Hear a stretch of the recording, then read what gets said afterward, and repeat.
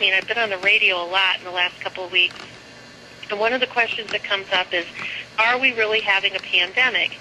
Well, by definition, yes, we are having a pandemic, because all that really means is that there's a virus that's been found in multiple countries around the world, and I believe to date that somewhere around 100 countries have been tested, and this strain of H1N1, this seasonal virus that seems to have some unusual characteristics to it, have been found around the globe. So by definition, we already have a pandemic.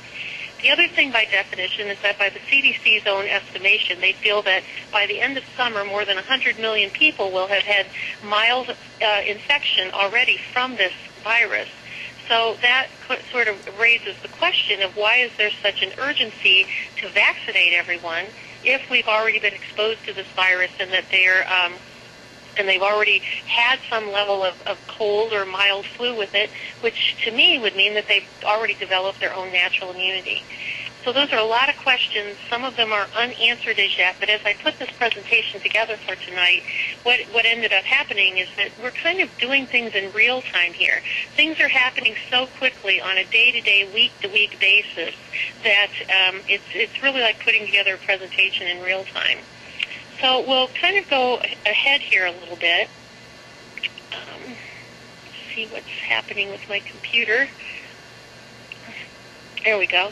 So where are we now? I mean, what is the current situation? And I'm just going to have a little bit of a delay. I'm going to wait for it till things come up on your screen. So what is the current situation of where we are? And that the U.S. government has spent $1.8 billion. Gosh, I think I'm going to have to hold on one second here. What's happening to my screen here, Mayor? There we go. The U.S. government has spent $1.8 billion to buy enough vaccine to vaccinate the entire U.S. population against this new strain. And they really are anticipating having almost 100 million doses done by the middle of August, that they're going to want to do this by October. If the government makes the decision to go ahead with this, it would be the largest, fastest vaccination program in the world. It will be an even bigger and more progressive type of vaccination program than they even did back in 1958 and 1955 with the polio vaccine. And who's actually going to be paying for this? I mean, this is another $1.8 billion, and what I've been saying about our government lately, it's sort of like a billion here, a billion there, a trillion here, a trillion there. It seems to be going out the window as fast as we can print it. So who's going to pay for all of these vaccines that are actually going to be targeted towards us? Well, as it turns out, according to Secretary Sebelius, who's the Secretary of HHS, what she says is that we may recover some of these costs from private insurers, but it will be a public effort funded by the federal government, which means your tax dollars and my tax dollars, because the government doesn't generate any revenue. The only place they get revenue is to collect it from us or to print it. So this will be a public effort funded by the federal government to get us all vaccinated. Well, what are we buying for this money? I mean, what are we actually buying for our $1.8 billion, because this really is money that belongs to us? I'm trying to get the slides to go forward here. What we're actually buying so far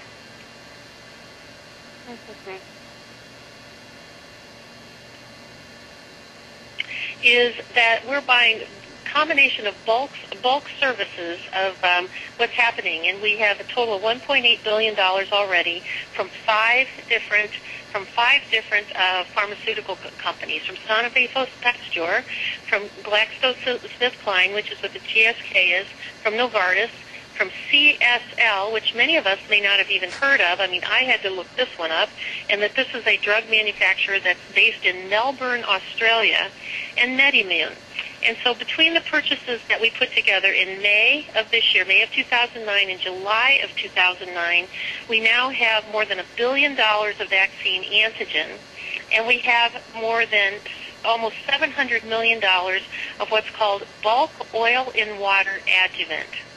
Now, bulk oil and water adjuvant, we're going to talk about a little bit more in a few minutes, but how an adjuvant works is that, let's say, for example, you have a quart of virus, you have a quart of virus, but what and there's 4 quarts in a gallon, so you have a quart of virus, and what you really need is 20 gallons of vaccine, but you've only got a quart of virus.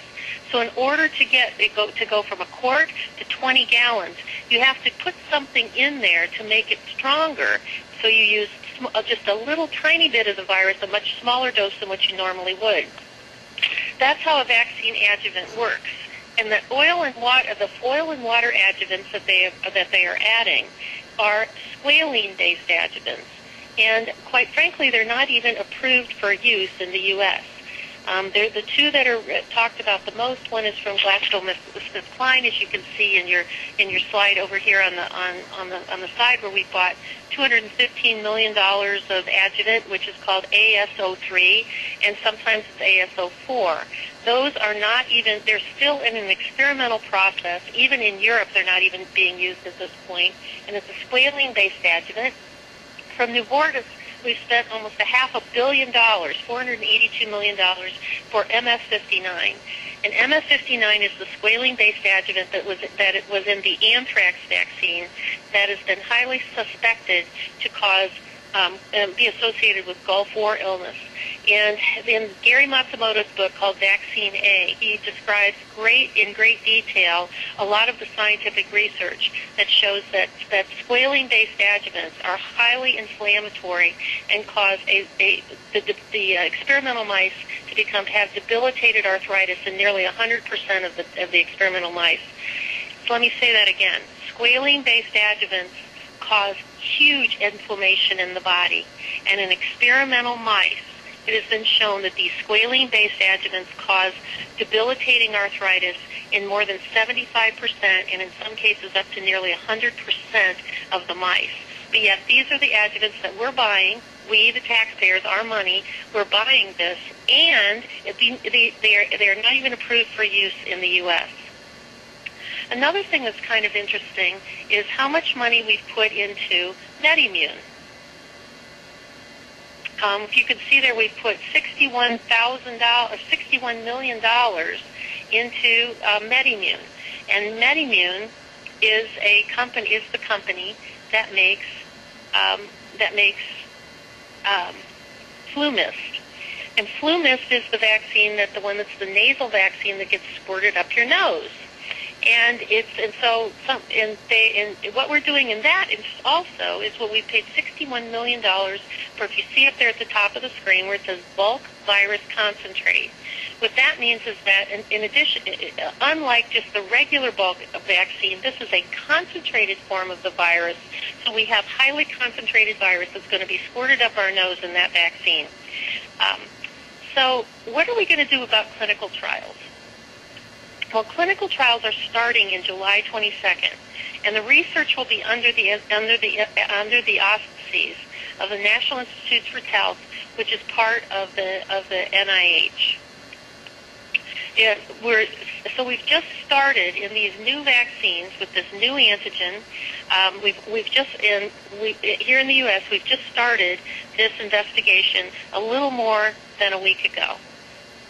So we're not going to have a whole lot of time to test this. And the way that they're kind of getting away with that right now and making those statements about it is the fact that they're saying, well, H1N1, it's, we use H1N1 in seasonal influenza all the time. This one's just a little bit different.